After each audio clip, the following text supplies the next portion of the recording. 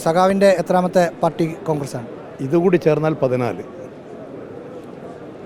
ഓരോ പാർട്ടി കോൺഗ്രസ് വരുമ്പോഴും ഓരോരോ മാറ്റങ്ങളല്ല. ഇത് കമ്മ്യൂണിസ്റ്റ് പാർട്ടി മാർക്സിസ്റ്റിൻ്റെ പാർട്ടി കോൺഗ്രസ് ഒരു തുടർച്ചയാണ്. അങ്ങനെ മാറി മാറി വരുന്നതല്ല. ഒരു നയത്തിൻ്റെ അടിസ്ഥാനത്തിൽ ചിന്തിച്ച് പ്രവർത്തിച്ചു വരുന്നതാണ്. ഇന്ത്യയിൽ സോഷ്യലിസം കെട്ടിപ്പടുക്കുക, അതിന് ഇന്ത്യൻ സമൂർത്തമായ സാഹചര്യങ്ങളെ ഉപയോഗപ്പെടുത്താനുള്ള ടാക്ടിക്കൽ ലൈൻ, അതിൻ്റെ നടപടികൾ ആവിഷ്കരിക്കുക എന്നുള്ളതാണ് പാർട്ടി കോൺഗ്രസ് സ്വീകരിക്കുന്നത്. അതൊരു തുടർച്ചയാണ്. കേരളത്തിൽ ഹാട്രിക് ഭരണം ലക്ഷ്യമിട്ടിട്ടുള്ള പ്രവർത്തന രൂപരേഖകൾ പാർട്ടി കോൺഗ്രസിൽ ഉണ്ടാവില്ലേ? കേരളത്തിൻ്റെ കാര്യങ്ങൾ പാർട്ടി കോൺഗ്രസ് ചർച്ച ചെയ്യേണ്ട പ്രത്യേക കാര്യങ്ങളില്ല. എങ്കിൽ പോലും കേരളം ഇന്ന് ഇന്ത്യയുടെ ഒരു പ്രതീക്ഷയാണ്, ഇന്ത്യയിലെ ഒരു പച്ചത്തുരുത്താണ്.